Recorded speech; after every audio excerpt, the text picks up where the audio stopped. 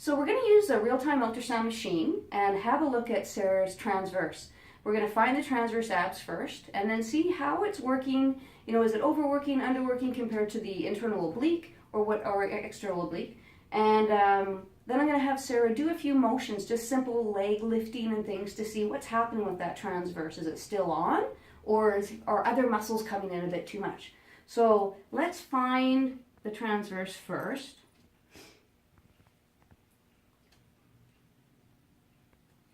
Okay, so subcutaneous tissue at the top. The second little black section is external oblique, then your internal oblique, and then transverse abdominis would be that last little squiggle there.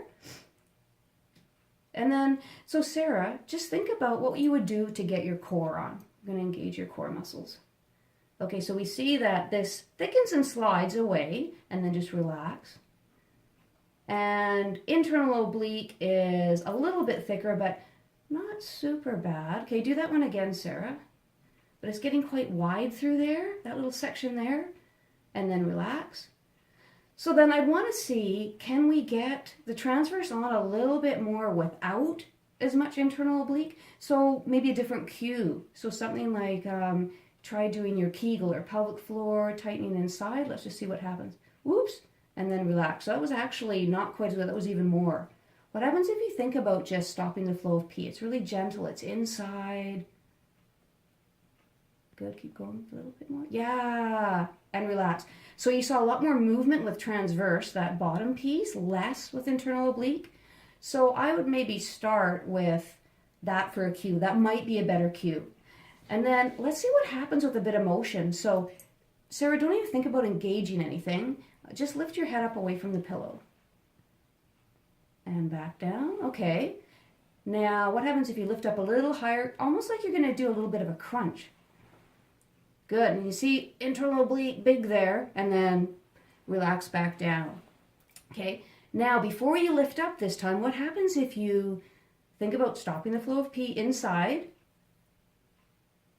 Good. Hold that, and then lift up, and then relax back down.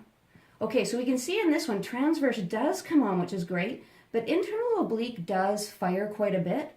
And maybe a reason for that with Sarah is because Sarah is more internal oblique dominant. She's got a bit wider sternal angle, or that wider gap between her ribs, and wants to use that a lot. So that's what we would start working on.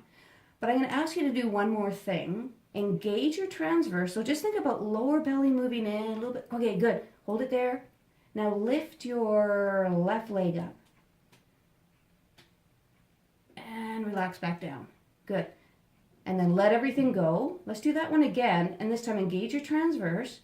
So try not to get too much of that widening internal oblique. We just want this guy on. And then just lift your leg up a few like inches. And back down. Kind of loosen it there a little bit.